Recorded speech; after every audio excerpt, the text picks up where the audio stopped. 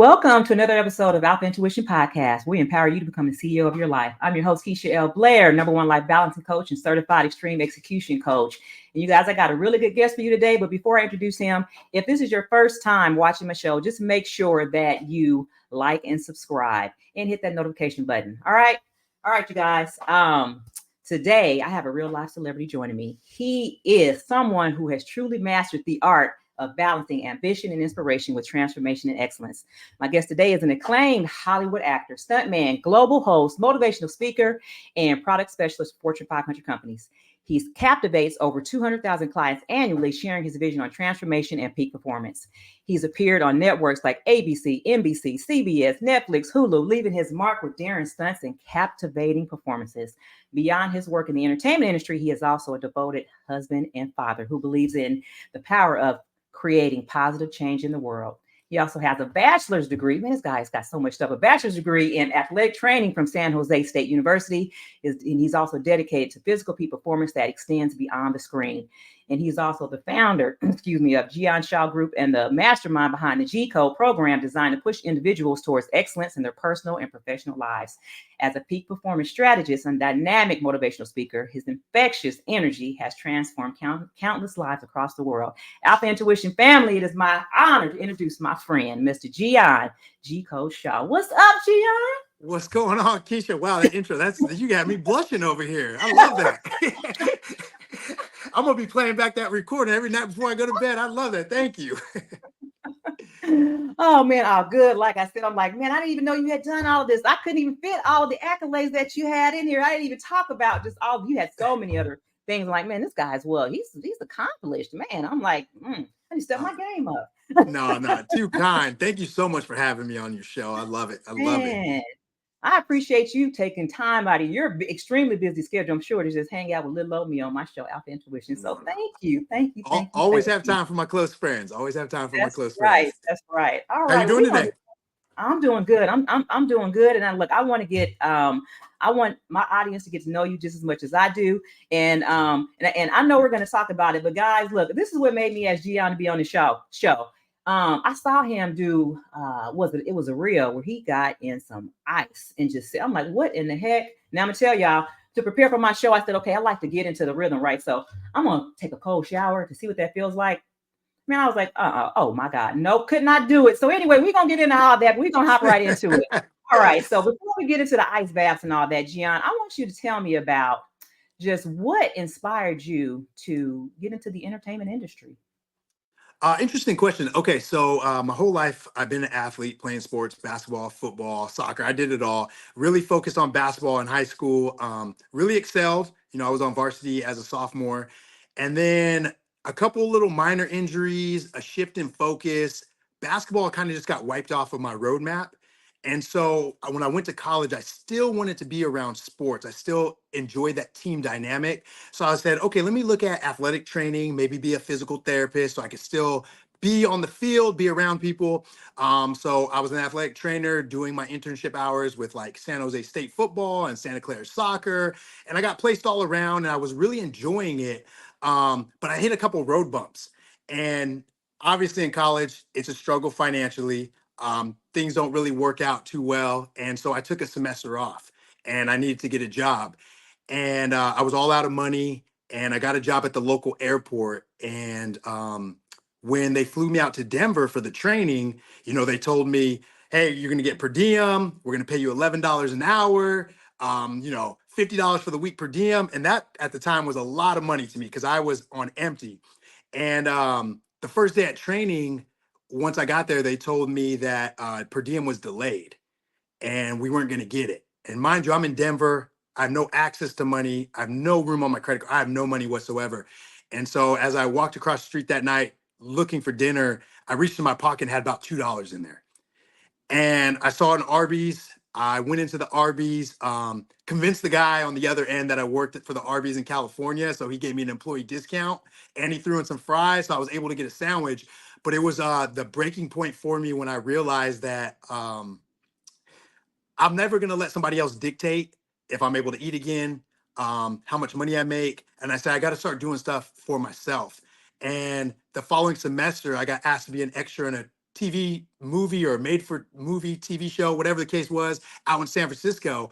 And I fell in love with the process, and I said, this is what I'm going to pursue.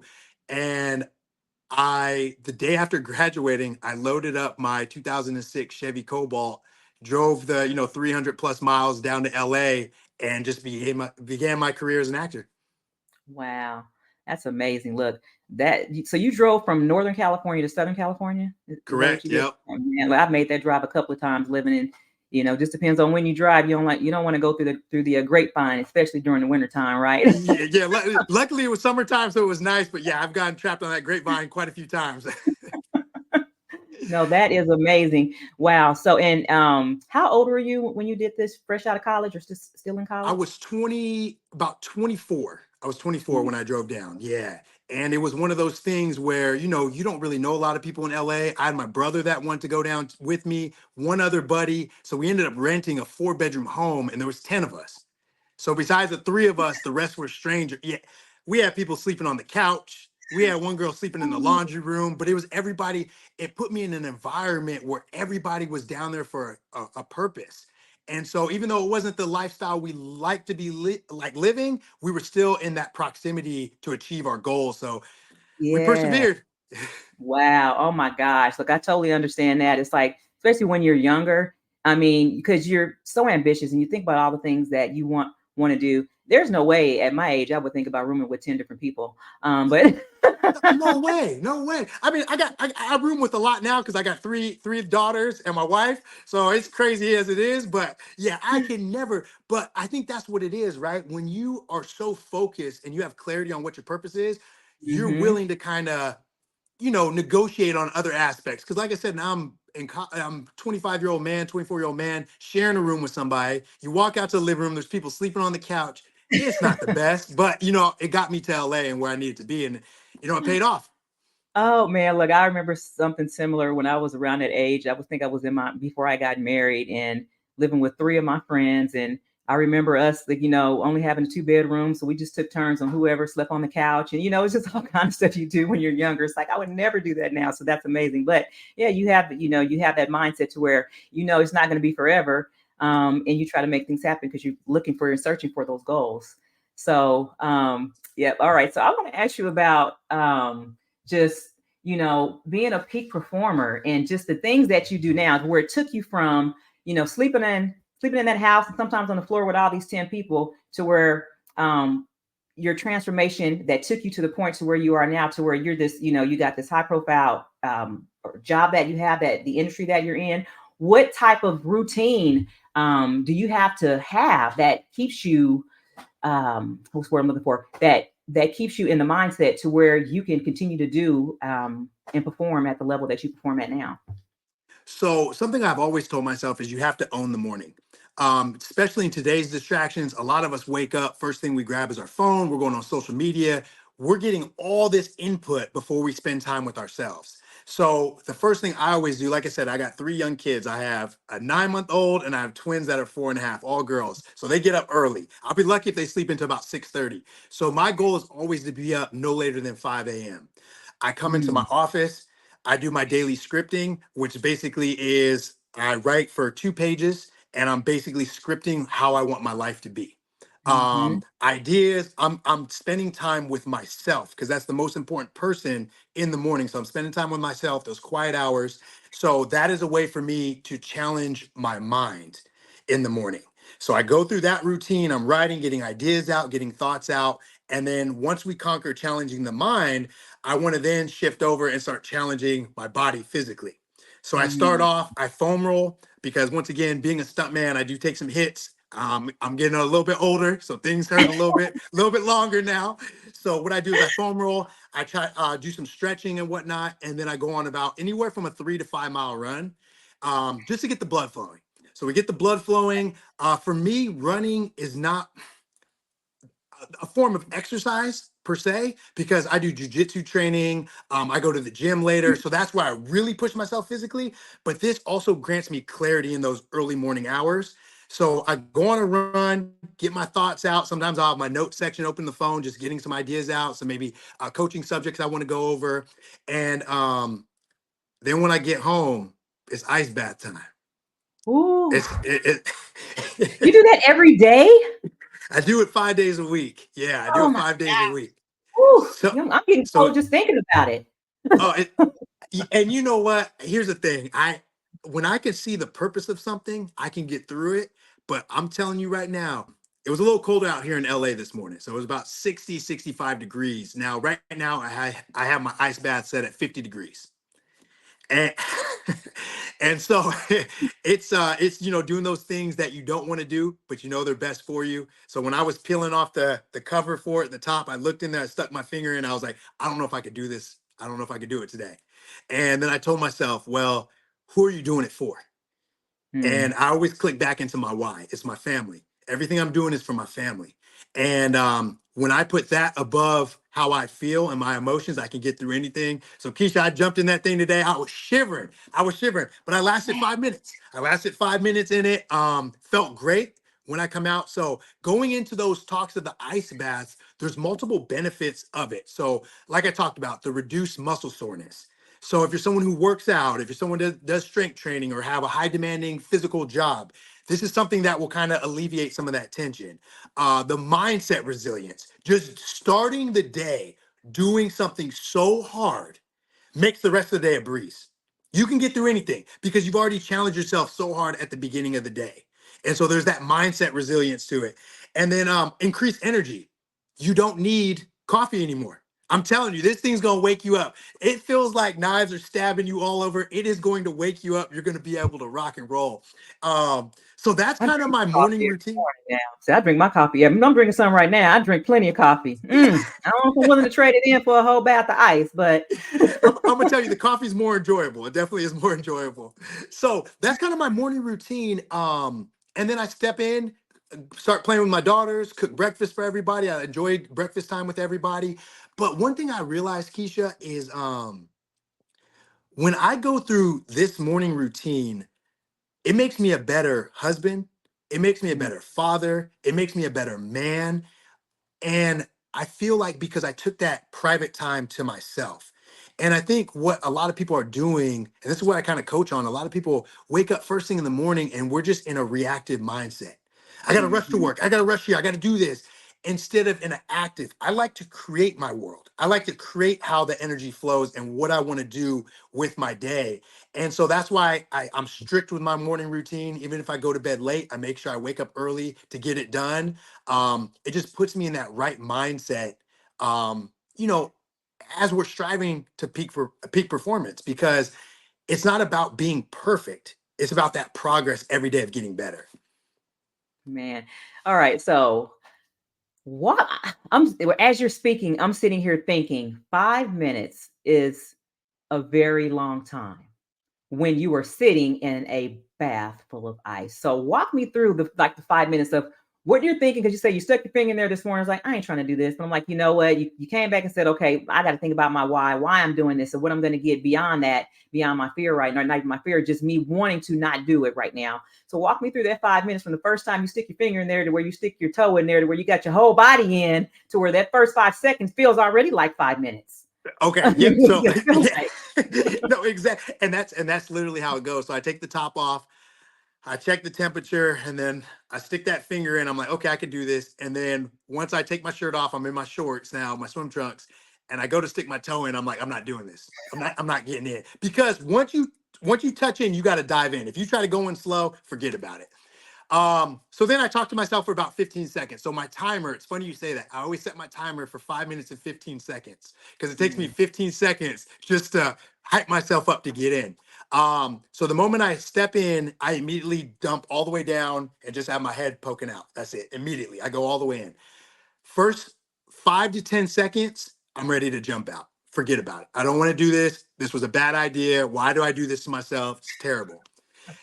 10 seconds after that, I'm breathing really hard, just trying to stay in that thing. We get to the 30-second mark. At this point, your body has gone numb. You can't feel anything anymore. So now we're getting to it. It's getting a little bit easier. Once we hit that minute mark, you can do it. It's fine. 5 minutes is going to be nothing. When you get to about 2 minutes, 30 seconds, your toes and fingers start giving you some painful feelings. That tingling is very painful, but you're already in it at this point. And so now I'm running through my mind. I'm sticking on my family. I'm thinking about my goals. I'm thinking about what needs to be done, the example I'm setting. Because a lot of time I have it set up in my backyard. A lot of times my daughters are looking out through the window and they're seeing me do this. I can't give up in front of them. I can't do that. If daddy said he's going to do something, he's going to do it. So I'm thinking of all the reasons why I need to stay in this thing and the benefits once I get out. Now, once you get to that 4 minute mark, it's fine. Your body's already dead. You can't feel anything anyway. You've already made it. Then the alarm goes off. And sometimes I'm like, well, I'm going to sit here for another 20, 30 seconds. I'm already in it. So that's kind of the process. If you can get through that first 30 seconds, you could do it. You can do it 100%. And that's amazing just to have those thoughts go through your mind where you're not only just thinking about this place being extremely cold, but you're thinking about your kids and thinking about your family and thinking about how it's going to make you a better father, a better husband, a better entertainer, just a better stuntman, a better person all the way around. I never would have even thought about that being the process that you would have to go through. I'm just thinking about, I'm not trying to get in cold bath or I mean, I'm not trying to get in bath ice water. Why would I do that to Well, myself? well, and you know what, Keisha, that's as we peel back layers, which I'll probably need to go seek some help for later on in life. That's always been the way my thought process has been, even when I lift weights. So I'm the type of guy, if I'm bench pressing, I'm laying on my back and I have heavy weight on me, there's times when you struggle and you're just about to ask your spotter, hey, get this off of me. But for me, what I'll do, and like I say, it's going to sound a little crazy, but for me, what I do is I think about, well, what happens if my family's in danger and I Mhm. can't push this object off my chest? What happens if somebody's attacking my family and I have someone heavier on me and I can't push this object off of my chest? I tap into this could be prepping me and training me for a situation to protect myself and my family. So what am I going to do in that instance? And right away something clicks. You get this surge of strength, you get this surge of energy. And so I'm a very extreme guy when it comes to that, but I also firmly believe every struggle that you're going through is preparing you for something. So I'm not just bench pressing in here to hit a personal record or to look good with my shirt off. There's a reason I'm putting myself through this stress. And I just want to make sure that I'm going to be ready for whatever comes after that. So that's kind of, like I said, Oh my probably need some goodness. help with that mentally, but that's where I'm at. No, that's very inspiring, honestly, because like I said, I never would have even thought about all those things. Me just watching that small clip that you did, I'm sure and a lot of people don't either. But just to think about your mindset as to why you're doing it. You're not doing it because you want to get likes. You're doing it because you want to be here for your family, because you want to be, like I said, a better husband, a better father. You want to be a better person all the way around. And that is amazing reason. I mean, that's inspirational in itself. Um, And that's the thing too. You hit a good point. A lot of times, especially in this day and age, we focus on likes and getting that mhm. popularity and attention, and it's not about that. For me, as a leader, I can't coach my clients and tell them to do something that I'm not doing. I can't say, "Hey, you go do that, achieve your peak performance," while I'm just chilling. It doesn't work like that. So I always want to lead from the front. So I never tell anybody to do something that I don't already do or that I'm not willing to do. So that's kind of just a philosophy. And I think it stems from me being a point guard my whole life in basketball, where you're the leader of the team, you got to be vocal, but you're the one that is in the forefront of everything. You're leading by example. So that's just kind of the reason why I post those things. It's just to let people know, like, hey, this is not easy, but I'm doing it and do it with me. I've tagged people when I say, hey, you can jump on this with me. I would love for you to do an ice bath. Let's do an ice bath challenge. So it's great. And later on, I want to get a group together where we do it consistently and we check in and whatnot. So All right, so yeah, you talk about leading by example. So when you think about what I think about is like, leading by example, the entertainment industry can be pretty cutthroat sometimes. So I'm sure you probably had to experience like some setbacks. So let's talk about like how you use that mindset that you have to help you thrive in the entertainment industry, especially when you are faced with challenges and setbacks. some setbacks, you mean setbacks all the time. The whole entertainment industry is a setback. Yeah, it's different. It's definitely different, especially than how I grew up. I grew up in a very supportive environment, encouraging environment. That was my home life, and then experiencing the entertainment industry at first. Not everybody's like that. Everybody kind of has not everybody, some people have their own agenda of how they want to operate and do things, which is fine, to each their own. That's not the way I move. So as I said earlier, how every struggle I went through is kind of preparing me for the blessings that I asked for. And so, I mean, I broke my hand playing ball. I've got my foot stuck in a tire and dragged down the street and all the skin ripped off my foot. So there's been a lot of stuff that was a setback, and it built that mental resilience. So I'm the type of guy where I always move with a heart of love, no matter what. You can try to do something to me, you can try to slight me in any way, but it doesn't matter. I'm gonna have a smile on my face. I'm gonna move with a heart of love. Because at the end of the day, I'm not gonna let your energy affect me whatsoever. I'm in charge of my own energy. I take ownership of that. And so when I remember, yeah, okay. Actually, I remember one of my first auditions with my brother, and we were auditioning for a commercial, and they were looking for siblings. It was a car commercial years ago, and we did terrible. Me and my brother did terrible. I'm talking so bad. Casting directors were looking at us like, "Why are you guys even here?" We did terrible. But you know what, Keisha? We had fun. We had a good time doing the audition. And as we left, we laughed and we just kept laughing. And that same mentality has carried me through auditions that I have botched, things I have not got. I just laugh. What else can you do? You laugh and you just get better, and that's it. So I really don't let anything affect me, because at the end of the day, I know what my purpose is. I know what's awaiting me, and it's gonna work out on that timeline. So I'm not really worried.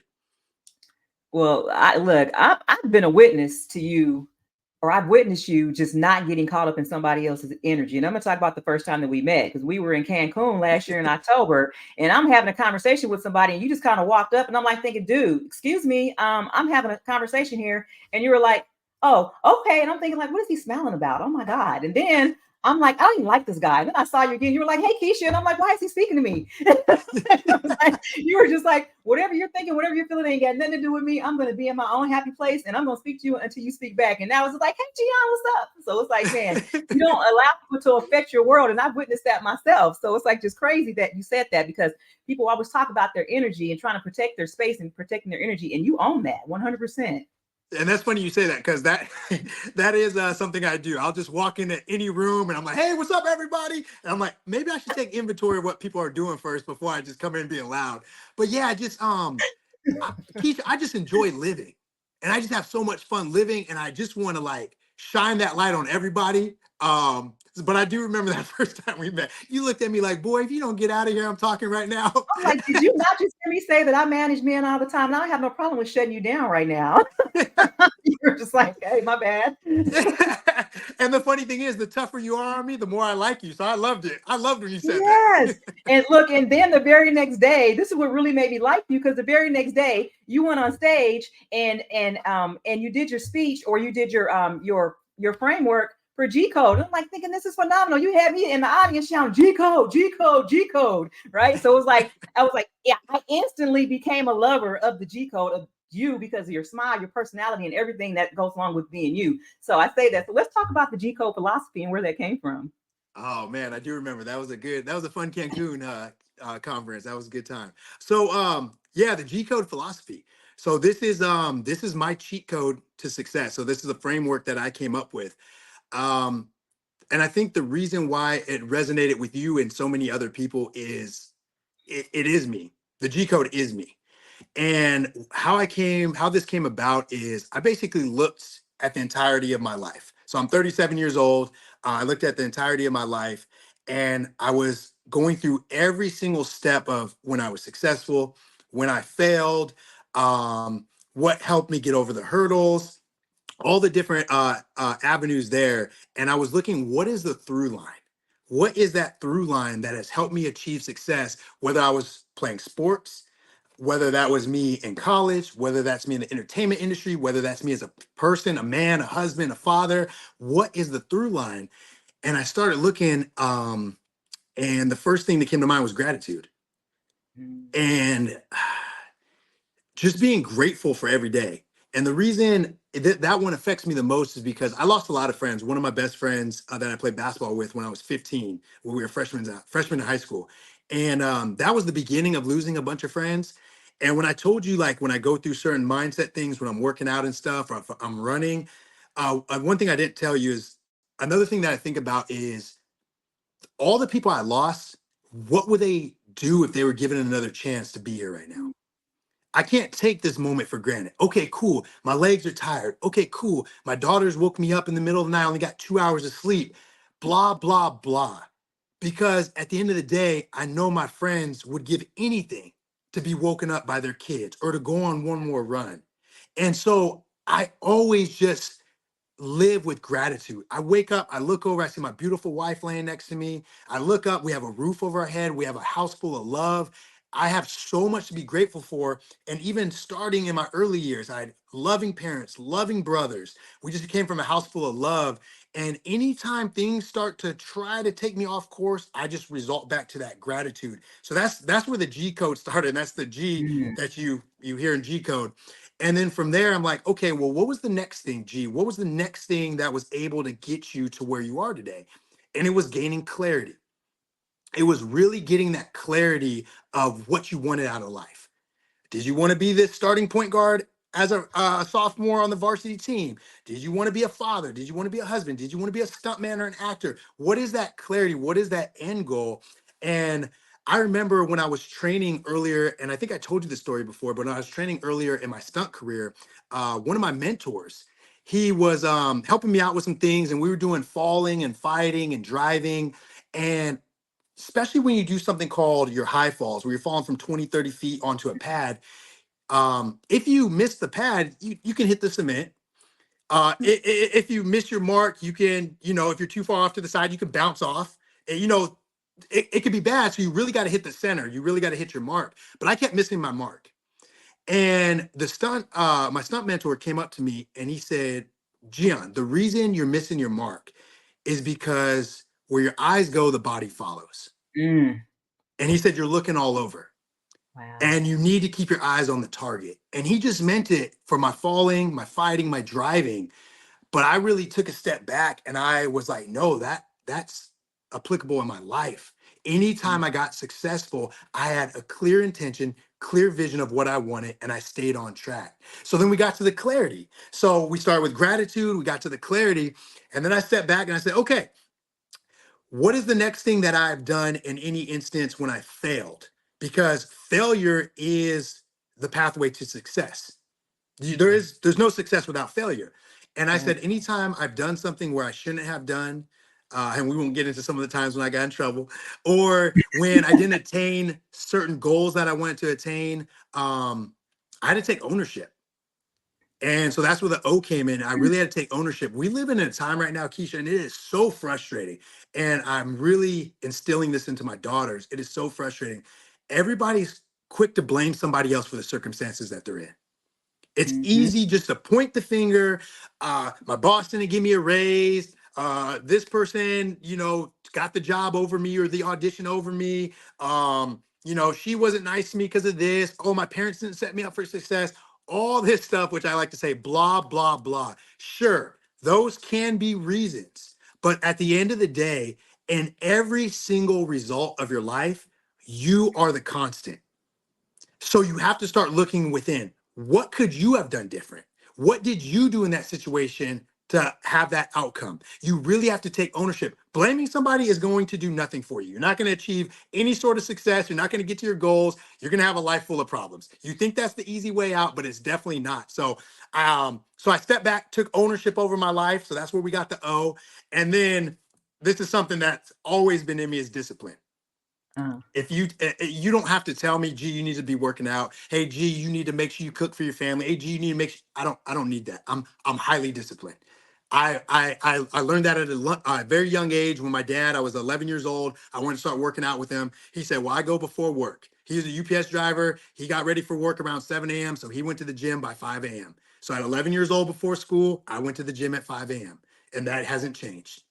So I'm wow. highly disciplined. I know during summertime when we had summer breaks, when everybody was sleeping in, still at 5 a.m., I was training.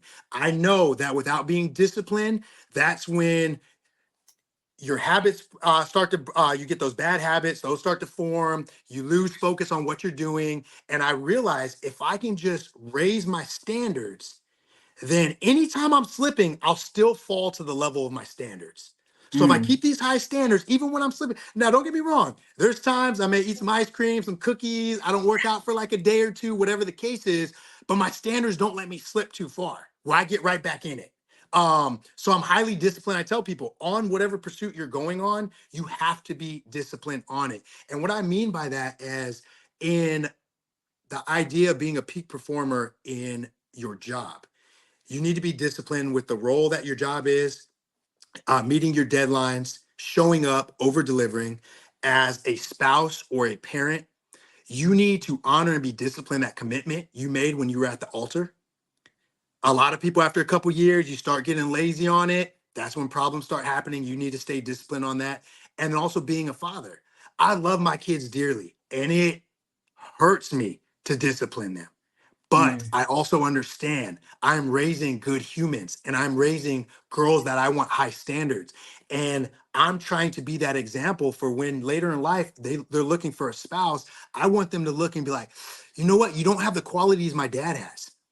I see my dad loving my mom. I see my dad very disciplined. He's a caring person. I want them, so I have these intrinsic motivations that, keep me disciplined on that path as well.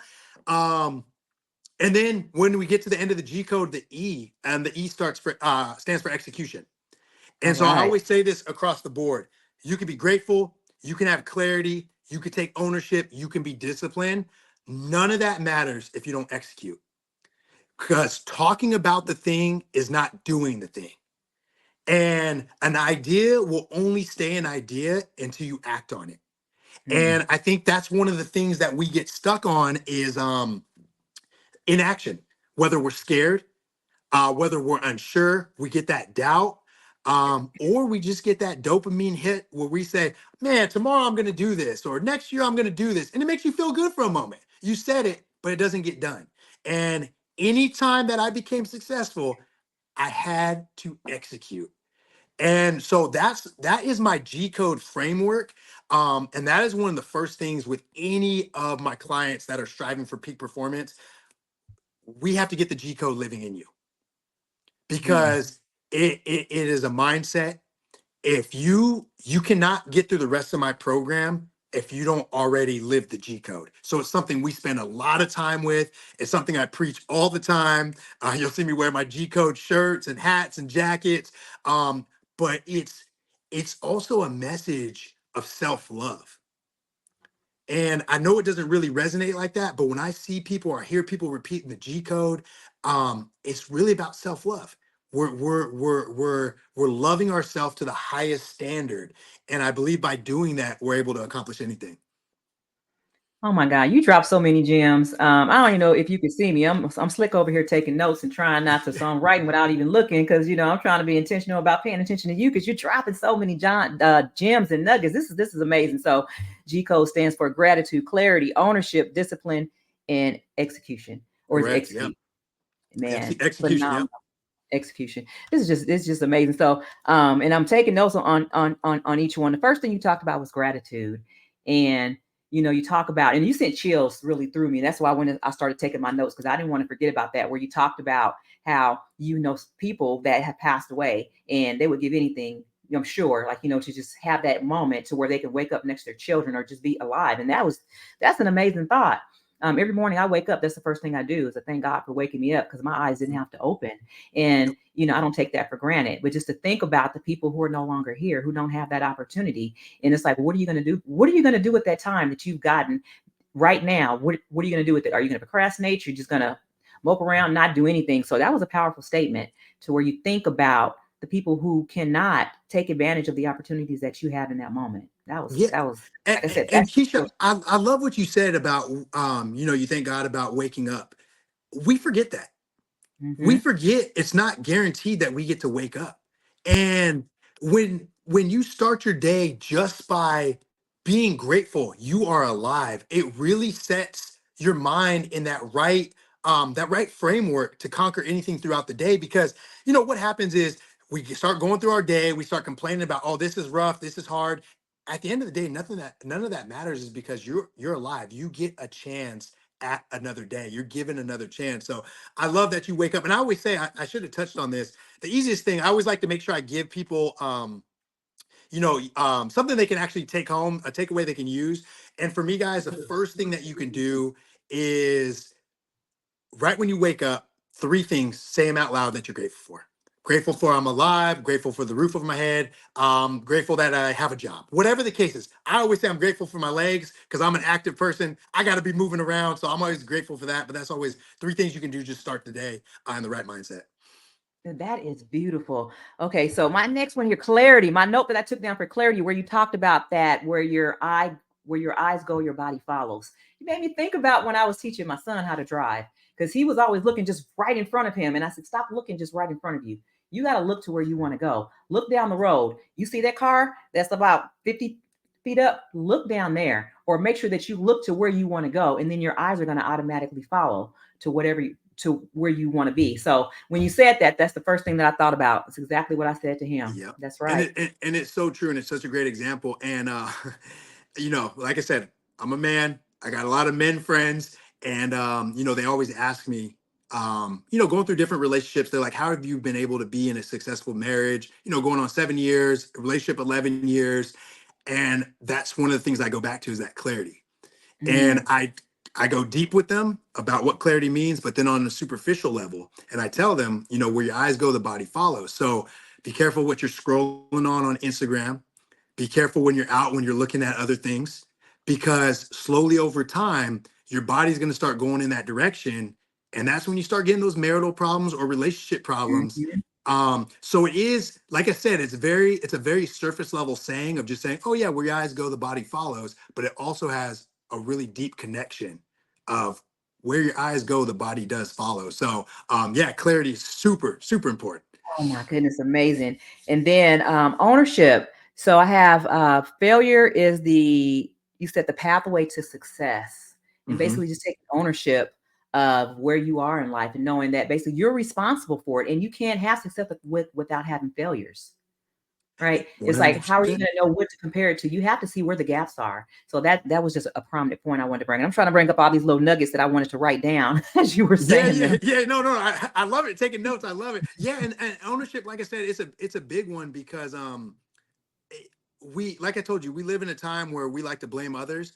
But I tell people, taking ownership is not to um berate yourself or get down, be hard on yourself.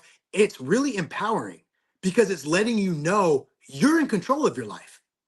That you are actually in control. Nobody else is in control of your life. You're in control. So it's really an empowering statement by just taking ownership in what you do. Absolutely. And then we have discipline. Just thinking about the fact that you have been getting up since you were 11 years old, going to the gym start out with your dad. I mean, him setting that example is just amazing. To just set that, just to get that mindset flowing. And of course, that the things that we experience later in life are all framed around just our experiences from the past, especially when we were children. So to have that example set for you early on, that's that's just phenomenal. Great parenting on your dad's part. And the way you transfer it over to your children now, you think about being in that ice bath when they're watching you, knowing that, okay, they're paying attention to me and I don't want them to see me as a failure.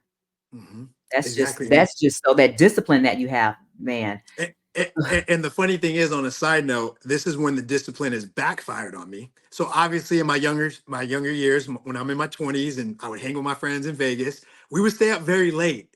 Well, guess what? My body was conditioned to wake up at 5 a.m. So no matter what time we went to bed, here I am. Everybody's passed out, and here I am, 5 a.m. looking around. Okay, I guess I'll do some push-ups right now. So, so just a little Yeah. side note, but so it was great because that's the great thing about discipline, right? It is not something you have to think about. It just lives within you. And so now my body's already said, nah, gee, this is a routine. We're going to get up and go no matter what you chose to do. And that's the great thing about discipline is because it allows you to do those things that you no longer feel like doing, even after you Yeah. said you were going to do them. Yeah, you're holding yourself accountable to the words that you spoke to yourself. Exactly. Exactly. Mm, mm. And then, I mean, just execute everything that you mentioned. And the final thing, just to be execution, eh, that goes right along with discipline. In order for you have to be disciplined and do all those other things, have clarity, ownership, just to get to the point to where you can execute. And it's basically you Hmm. just keeping your word to yourself. And that's, some people don't even think about it. You can tell people all the things in the world, do them or not do them, but when you don't keep your word to yourself, I mean, that to me, that's where it starts. If you can take ownership and make sure that you keep your word to yourself, you do what you said you were going to do for you, it'll be easy for you to do it for other people. It sure would. And touching on execution, I think one of the things is, like I said, we all experience that doubt. We all experience that fear when we're starting a new endeavor, or we all want to be perfect. Oh, I'm not ready yet. It's not perfect, which you'll never be. And I had two Hmm. separate acting coaches, and one of them used to say, launch at 80%. So just Mm. launch at 80%. When you feel like you're 80% ready, just go. That's enough. And then you can iterate on the way. And then my other acting coach had said, leap and the net will appear. And yeah, we get scared sometimes because you think, I don't have a safety net. I'm trying to start this new business, or I'm trying to go into this new relationship. I'm trying to do this new thing, and it's so scary. But once you jump, it's not as scary anymore. It's not as scary. Things just work themselves out. You're forced to work things out. So yeah, those are two philosophies that I kept with me. You made me think of something because I'm an extreme execution coach under Dr. Eric Thomas. So I think back to when I took a position. I left Memphis, Tennessee, and I moved to Oakland, California. I had a home. I was doing great. I sold my house, and it was at the time I think like 2,500 square feet. Sold my house, and I moved into an 850 square foot apartment in Wow. Oakland, actually in Dublin, California. And I would wake up every day asking myself, why did I do this to myself? Back then, this was in Mhm. 2019, right before COVID.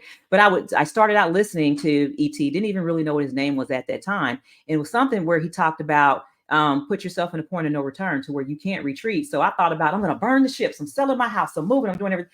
I felt like I was living in a storage unit because I had all the stuff for this 2,500 square foot house and an 850 square foot apartment. I'm thinking like, what? I couldn't even move around. It was like I slept on the couch. I didn't even want to sleep in my bed because my master room in an 850 square foot apartment was just the bed, the bathroom, and maybe a little path. You know what I mean? It was so small. So I'm thinking like, why did I do this? So, but I had a goal. I had no choice but to be successful because I didn't have anything else to go back to. So I put Exactly. myself in that situation mentally to where I had to execute. Because what else was I going to do? I couldn't go back to Memphis. I was going to be homeless because I sold my house, right? Yeah, So yeah. what I did was then COVID came along and then the rates dropped. I worked hard on different projects that I never even thought about working on. Learned so much in that position. Then I went on, and when there was a position that came back open in Memphis, I applied for that position, beat out 12 guys. But along my for this job, and along my journey, I learned so much, but it got me to the point to where I started doing workshops. I started doing training classes. I started doing all Mhm. of these things. And then I had that leadership mentality. And then I got into Next Level Speakers Academy, which led me all the way back to Cancun to where we met, to where I got on stage, met Dr. Eric Thomas, because it was just a thought for me when I used to listen to him in Oakland. I want to meet this guy one day. Actually met him, had a Mhm. conversation with him, been on ride alongs and everything. So just thinking about when I asked myself, why did I do this to myself? I wasn't thinking about where my future would take me. But now I'm so glad that I did that. And if I had to do it all over again, wouldn't do anything different. Actually, I would. What Yeah. I would do is I probably wouldn't sell the house. I would probably do an Airbnb or There rent you it go. out. Rich now, But make some money off other it. than that, you know what I mean? I still would have made that leap of faith because Yeah. I would not be where I am right now had I not gone on that journey to just where I said, you know what, I'm just going to leave everything behind. I'm going to take a leap of faith, and I'm going to what did you say? Jump and the net will come. The Yeah. net came. Jump in the net will appear. Yep. The net will appear. Yep, And absolutely. I love that story that you said that. By the way, Dublin was about 45 minutes from where I grew up, so I know Dublin, Oh, California. Yeah. really? Yeah, you know where that is. uh, so and that's the thing, right? When you make the thing your only option and there's no going back, your only choice is to move forward. And you did that. You burned the ships. There's no Mhm. returning. You sold the house. So it forces you to succeed. You have no other choice because sometimes what happens is we give ourselves that out. We leave something away. Oh, that slight little door, I can go back to that. And Mhm. until you say no, there's no going back. And that's what I did. Like I said, when I loaded up my Cobalt and drove down to LA, that was it. I loaded up everything I had, took all the money I had, and that was it. I was gone. I had a degree. I could have got a job. I Hmm. could have did all that, but I was like, no, there's no other options. This is the only way. Um, and then speaking of Dr. Eric Thomas, it's funny how you said in 2019 you were listening to him because uh, I've been listening to his videos since about 2010. And Mm, he got me through some of my toughest times in yeah, college. He didn't know it, but during the toughest times, I used to listen to his stuff on YouTube um, and just really help reframe my mindset. And when I met him in person in 2020, yeah, 2022, I believe it was. I told him that. I let him know how much of an impact and effect he had on me because I wanted to know, even though I wanted him to know that even though he didn't know me, he had a big yeah. impact on my life. And I mean, it's amazing now, someone that, I deem with such high respect I call him a friend and a mentor now. So I'm glad you brought up his name. Exactly. Look, and I'm sure just like you know, he has no problem giving out his phone number. You know what I Yeah. mean? But it's like he's so open with it because he's such a genuine, good-hearted person. And I mean, what people see on those YouTubes, it's actually him. He's a very Yes. humble person, all the way, So That's him all the way. definitely one of the things that I cherish is having the opportunity to meet him, work with him, to go on a ride along with him, and just to learn from him. I've learned Yeah. so much, and it just seems like it hasn't even been a full year. I met him last year in October, right? Yeah. And you see the book up here on my shelf. I've got Yes, all sir. of them, but I'm an extreme execution coach now. So I wanted to learn his philosophy that he talks Yeah. about the personalities for the flight assessment, and just wanting to know more about self mastery. So just listening to, like you said, listening to him back to when he has no idea how much he changed my life, it from way back then even to right now. Yep, yep. Just a genuine, great, great human being. And Keisha, I think something we skipped over when we were talking about executing is how scared you must have been selling your home, moving to Dublin, right? you know, Yes. And I think about fear because I'm even still fearful in some moments now. And I have to remind myself that fear only exists when we allow it to exist. We get in our own way. And I Yep. think it was Jamal King that said fear it stands for what? Oh, I don't want to mess it up, but it's some unreal. But basically, fear is not real. Fear is only what we make it out to be. So we allow it to appear as something real when we imagine something that we know that we can do, but we talk ourselves out of it. 100%, 100%. But I wanted to talk about that because the people watching right now I want them to know we didn't just jump and have no fear and we thought it was going to work. No, no. There were so many times where I bet you said maybe this was a dumb idea, maybe I shouldn't have done that. I know I went through that. And I Hmm. know there's times I still go through that when I'm trying to execute. I mean, I was out in Budapest a few months ago and I was shooting a TV show out there. And it was funny, originally I was just supposed to be a bad guy, taking a couple fake bullets, hitting the ground, something real easy. And they said, oh, yeah, but there's going to be these two guys and they go over the bridge and they got to, do a knife fight, flip over the big chain bridge out in Budapest. And I just started laughing. I was like, sucks for those guys. That ain't going to be me. The night before I fly out there, I get the call, hey, G, you're the one going over the bridge. All right, joke's on me. So I had a ton of fear because and don't get me wrong, you have people that rig up your vest, you're attached to a safety wire and everything like that. But in your mind, you're thinking this little wire is supposed to hold me as we go over. Yeah, I don't know about that. So it is one of those things where you have to leap over. I physically had to leap over this bridge and trust that the net will appear, that this string will hang on to me. But not only that, what you have to understand is I failed multiple times before it actually worked. And so we do rehearsals. Anytime you do rehearsals, you don't know how it's going to go. You have an idea of how it's going to go, but you don't know. So you put on all your pads, put on the helmet, I put everything on. And the very first take, I'm looking over and that fear hits me like, gee, don't go over that bridge. Don't do that.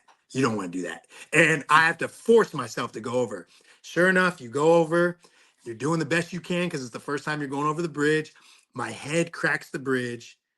I forgot to put a mouthpiece in, so I bit my tongue. Blood's coming out of my mouth. My leg got caught on my buddy's wire, who I was doing the fight scene with. So I come down on his shoulder. The whole inside of my leg just gets ripped. It's bleeding. It's bruised. It's all jacked up. Um, but I had to continue.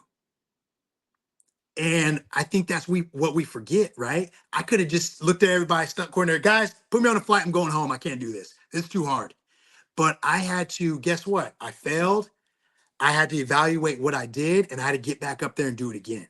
And guess what, Keish? On the next one, I failed again.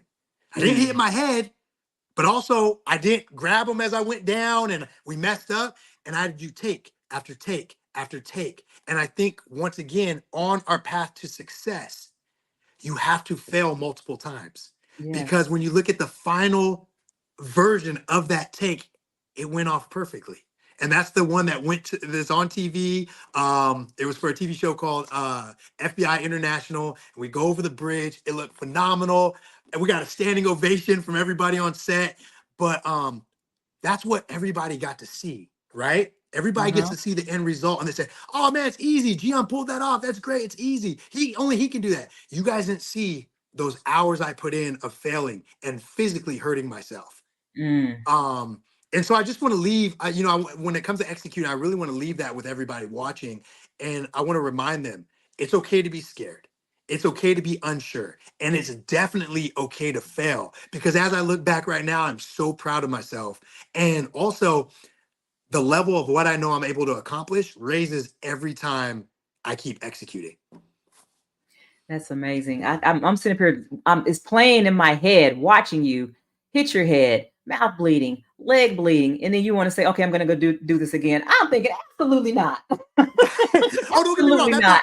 That thought crossed my mind too. That thought crossed my mind too. But I always know I'm somebody. Once again, like I said, psychologically, I might need help for this later in life. But I'm somebody that when all signs are pointing no, don't do it, and I'm scared, I'm unsure, I maybe don't think I have the money, I don't think maybe I have the physical endurance, whatever the case is, everything says no, that's when I know I should do it. Wow. And so the things that scare people and push them away, I'm like, no, no, no. Those are signs saying, gee, you got to do this now. Mm. So,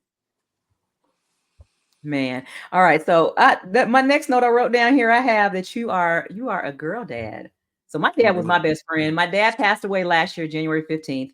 But my dad was my best friend. Luckily I didn't have to share him with any others because I was the only girl. I had some boys, but that's different when you don't know that just yet. But I'm Yeah. thinking I'm not even gonna ask you whether you guys gonna be trying for another one. But however, with the girl dad experience, tell me about your favorite girl dad moment. Okay. So, and I'm going to answer your question. Yeah, we will be going for one more. We will be going for one more, probably in about a year or two. We're going to give it some time, but we will be going for one more.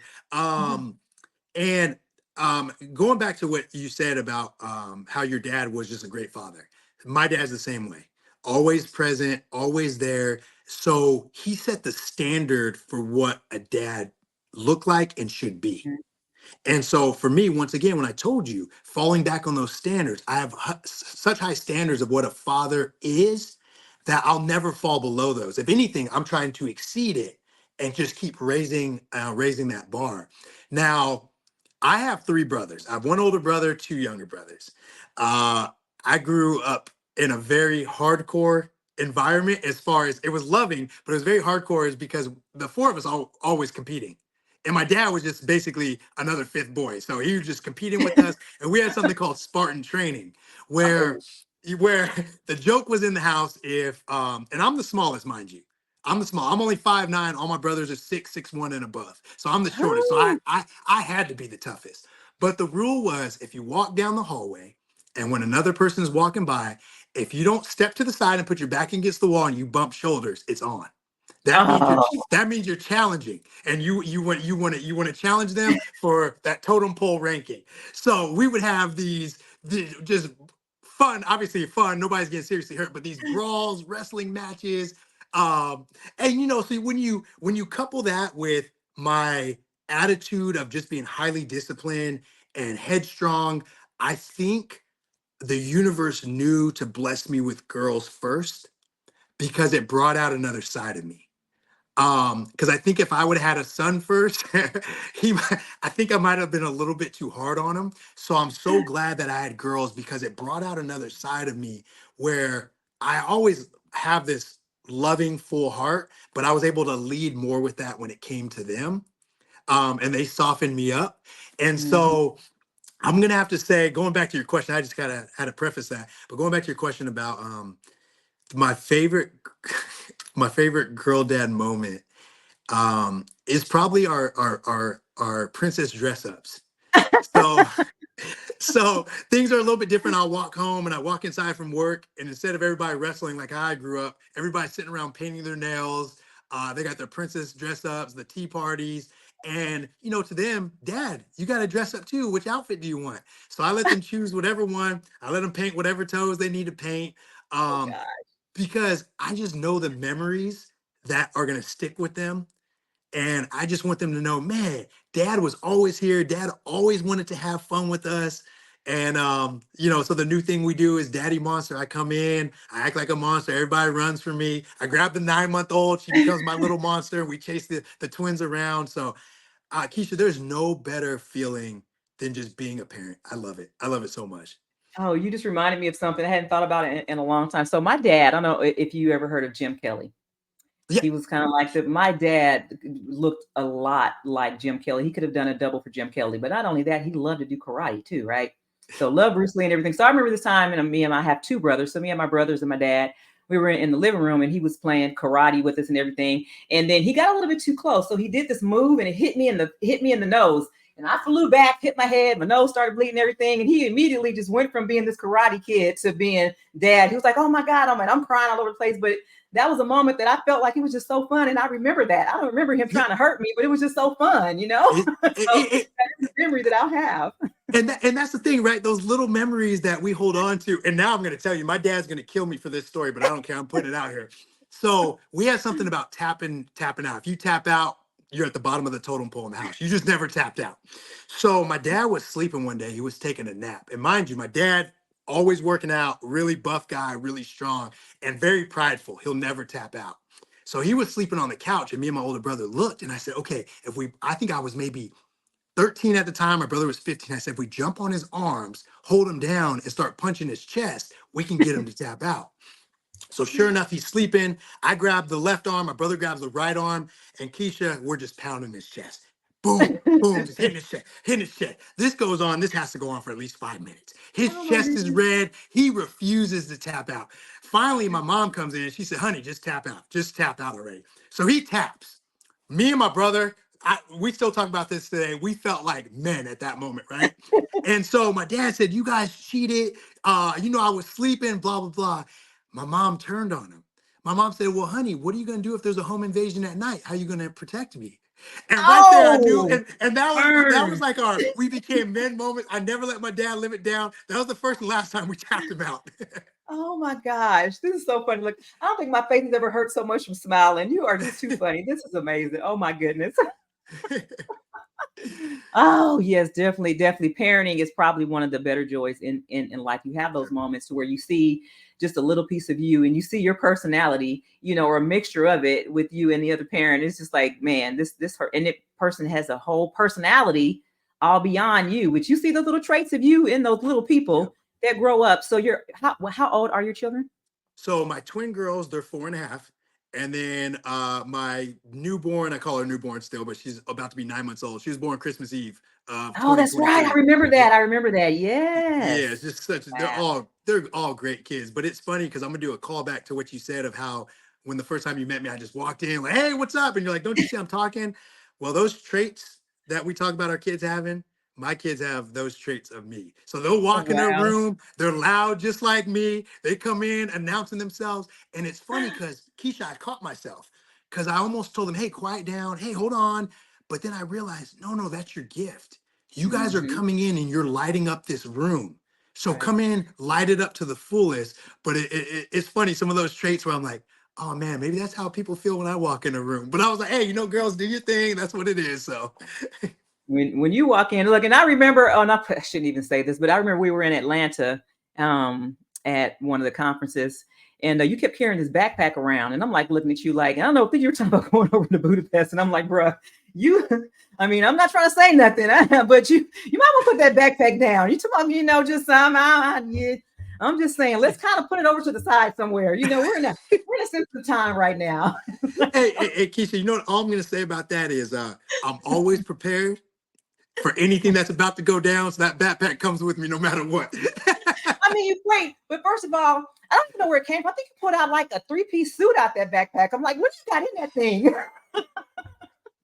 I'm like, it's pressed. What? I don't even see an iron. What? I'm telling you, I'm ready. I'm ready for all environments. No matter what's going down, I'm ready. Oh my gosh. All right. So look, I'm going to ask you this. So what's next? What is next for Gian? What do you have coming up? You know what? I got a few things, but you know what, Keish? Since I love you so much, I'm gonna make the announcement here on the show because I got a few things coming up, but this is gonna be a big one. I actually have a book coming out. All right. So my first book's gonna be coming out, and we're gonna release it February 12th, which is my birthday. So we're gonna Nah, release it my birthday next year, February 12th, 2025. And it's titled The G Code, you Cheat Code to Aquarius. Success. I Yep, yeah, of course, of course. And it's one of those things where I thought to myself, you know, I'm only able to coach so many people, but I need to get this message out here. And I want people to have a manuscript of how to achieve peak performance.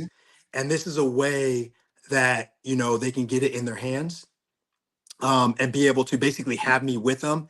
And Keisha, this book, I've poured so much into this book. Um, Everything's in there. I didn't leave anything off the table. So it's with the editors right now. We're fine tuning some things, but this is gonna be something that's gonna be life changing. This is gonna be life Wow. changing.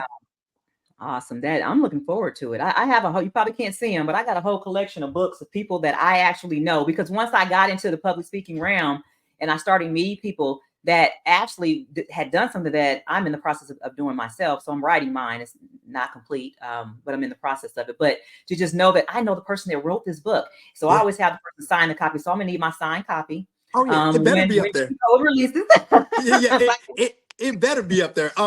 And you know what? How have you been enjoying that process of writing your book? It's such a great therapeutic process too. I don't like to write. So, believe it or not, I love our community. Next Level Speakers Academy, the community is awesome because if it's anything that you feel like you're challenged with, there's somebody who can help you overcome it. So, I'm working with Demetra Moore. She had me on a mastermind call the other day, brainstorming to where it was about 5 other people, to where we just kind of presented our challenge and then they helped us out. So, one of the people just told me about, okay, so what you should do is just start to do the voice recording and don't worry about, because your role is not to be the editor. You're the person who's supposed to be creating the content for the book. That's it. Don't worry about editing. Don't worry about try to, outline or anything. You can get people for that. So just start with the information that you want to give to people and how you plan to help people. And that helped me out so much. I didn't even think about that because in my mind, I'm thinking about, I got to write the outline first. And I got how many chapters is it going to be? How many pages is it going to be? I got to think about the art. It's like, no, that's not your job.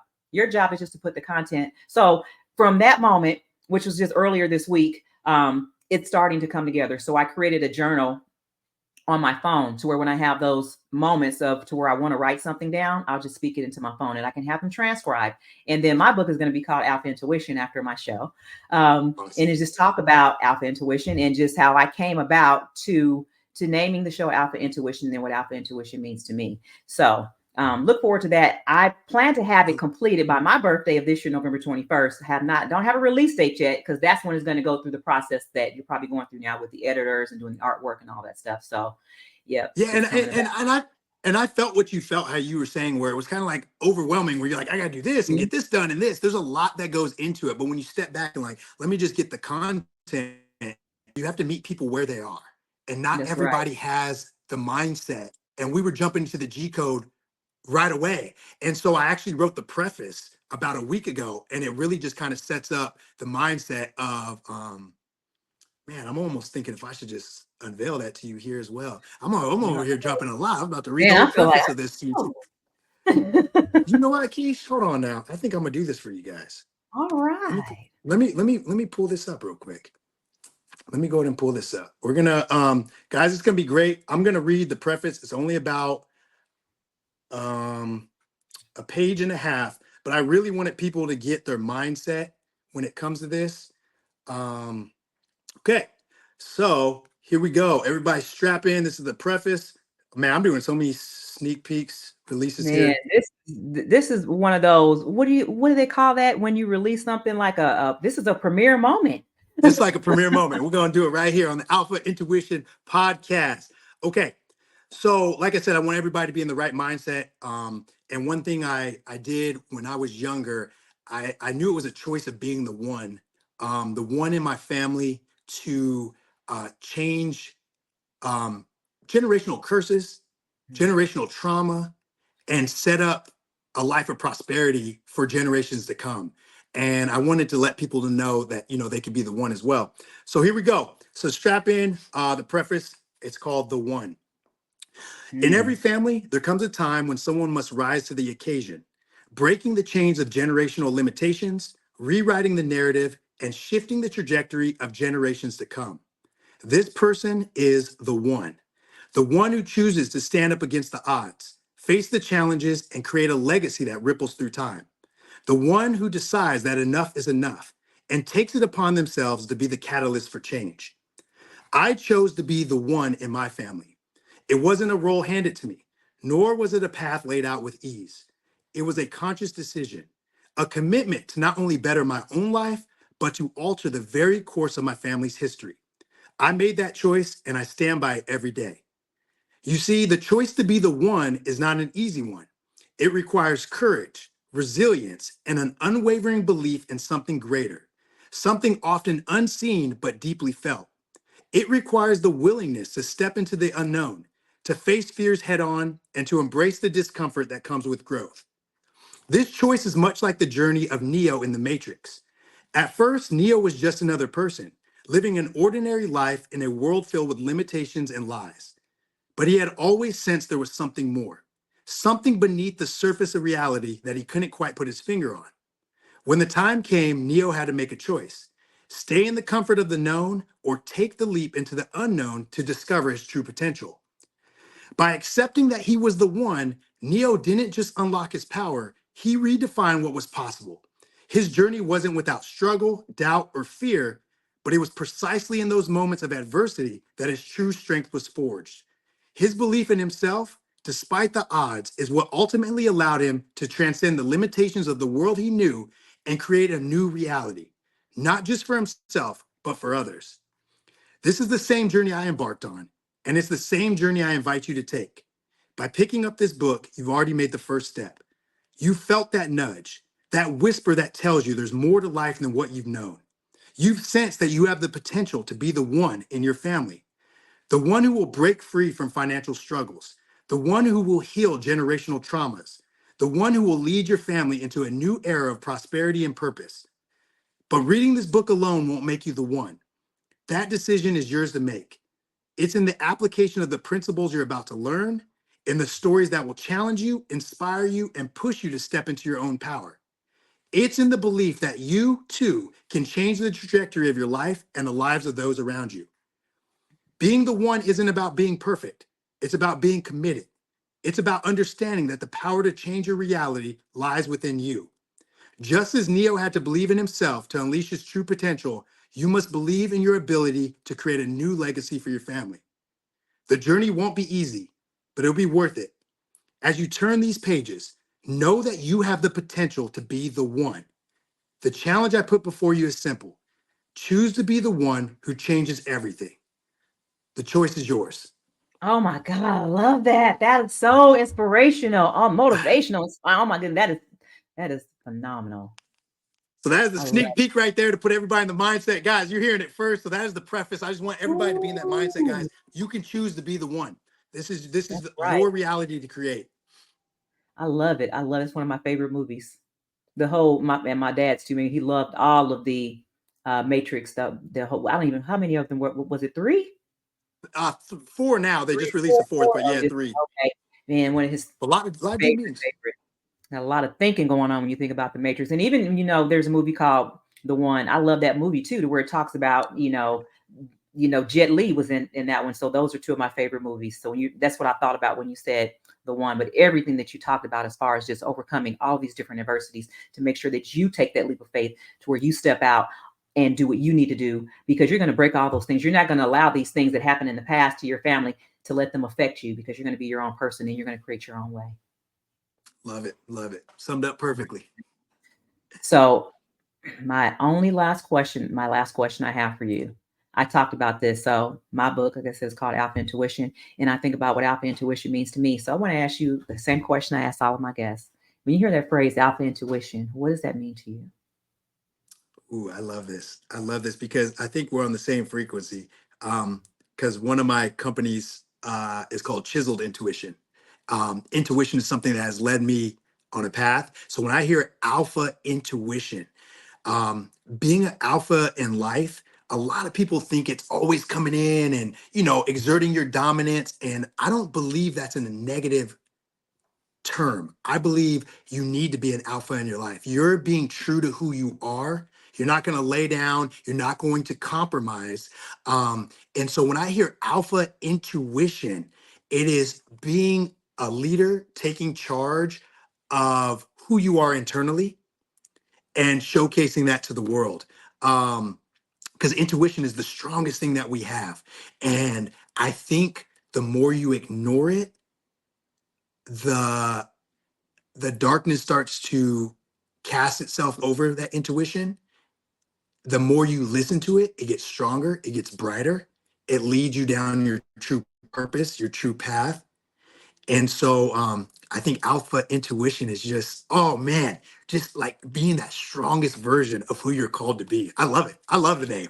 Oh my goodness, you are so true that we are on the same wavelength, because that's exactly where it came from. To where, well, just to give you a little backstory, it started with me wanting to help men understand female behavior, and I thought in relationships, men, they always, they're in alpha mode, and you're protectors by nature, so you're that alpha male. And women, we always go with our intuition, even sometimes when we don't use it, we know that it's there. So that's where the Mhm. name came from, Alpha Intuition. And that was my first season of helping men to crack the crazy girl code, and then I'm in this season of helping people to understand corporate relationships. And even though you're not in the corporate realm, so to speak, but every environment, even in a work environment, there's a corporate realm around somewhere. So you're in entertainment, the things that you do for your life, you created your own corporate space to make sure that you keep yourself thriving in that intuitive mindset.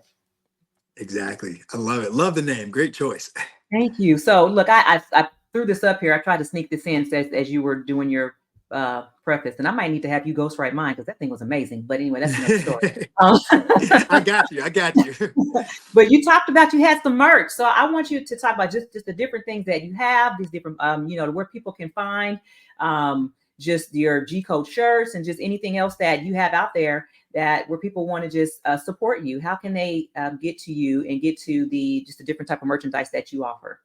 Yeah. So best And even way to your stay in. program too, even your coaching program that you offer. Okay, yeah. So best place to get in touch with me is gionshaw.com. You're gonna go there, you're gonna be able to either email me, subscribe, so you get latest information coming out. You'll be able to find my merch on there, the gear. We have hats. We have shirts with the G code on it. We got our new bomber jackets that are coming. Man, I'm releasing so much. I only did sneak peeks of these, and I haven't What? even announced this, but we're gonna start taking pre-orders on the bomber jackets really soon. So you're gonna be able to see the stuff there, and then you'll be able also to contact me to get into the coaching program. Which is a 12-week coaching program, which we're really going to do a deep dive. Like I said, we're going to start with the G code, but then we're going to really do a deep dive, take a look at all aspects of your life, really tap into where you're striving or where you feel like you need more work to become a peak performer. Like I said, whether that's in your work life, your personal life, whatever the case is. I That's what I love about what I do. The G code transcends all of that, whether that's at home, whether that's in a relationship, whether that's at work. And these are all three. I never speak on subjects that I don't feel like I'm achieving peak performance in. I think, and I'm pretty sure my wife will agree, I'm doing a great job being a husband, doing a great job being, a father and also a provider. And so, like I said, I can teach and talk about these subjects, help coach people through these. So, yeah, you can gionshaw.com, and then obviously follow me on Instagram. You can always DM me if you guys got any questions or whatnot, or just want to stay in touch. I love talking with people. But yeah, best way, get on to my website, subscribe over there. You'll be able to find out when I'm doing pre-orders for the book. We got a lot coming down the pipeline, guys. I got a lot coming down the pipeline. That's awesome. Well, even though as much as I hate to try to wrap this up, because you have been such a phenomenal guest, I just want to say thank you so much for agreeing to come on Alpha Intuition, and allowing yourself to be vulnerable and share your story with my audience. I really truly appreciate you. You have been You have been great today, and I got to have you back. So once this book drops, I'm coming back for you. So my son that I talked about driving, his birthday is February 18th. So I'm like, I see this now. I'm seeing this Aquarius energy that. Yeah, so I'm understanding where it's coming from. Yeah, he's fun-loving, wonderful person, but he's very determined in everything that he does. So I can see it. Yeah. Hey, And anytime you want me back, anytime I'm ready. I'll make the time for it. yes. Oh my goodness. So man, you guys, look, I want you guys to go and support Gian. If you guys are interested in his G code, make sure that you go and subscribe to his platform. Make sure that you go get you some G code wear. You go. I'm telling you, if you listen to him for about 5 minutes, we've been on here for like an hour and a half, almost. But you're gonna be walking around screaming out G code. I mean, I do it every time I see it, right? That's why I love to hear. Every time you see me, I hear it. Chico. I'm like, who's talking? All right, let's go. Oh my goodness. But thank you guys so much. I always like to thank my guests because I wouldn't even be here without without my guests and without my subscribers. So if you guys found today's topic to be something that inspired you or motivated you, make sure that you leave me a comment and you let Gian know just how much you liked him on here. And once again, make sure that you like and subscribe, and don't forget to leave a review. And you guys can always connect with us on social media. I'm going to make sure that I put all of your links down in the bio so they can go and follow you, look at your books. Excuse me, not your book just yet, but they can go and look at your merchandise if they want to purchase anything from you. If you guys missed anything you want me to ask him, just ask him questions. I'll make sure that it gets to him. But you guys just make sure that you always remember, I tell you guys all the time that the journey to the top of any mountain begins with one single step. So don't stop, keep climbing. And as always, you guys know me, I'm going to tell you all the time, make sure you do what? Make sure you keep that energy. Peace.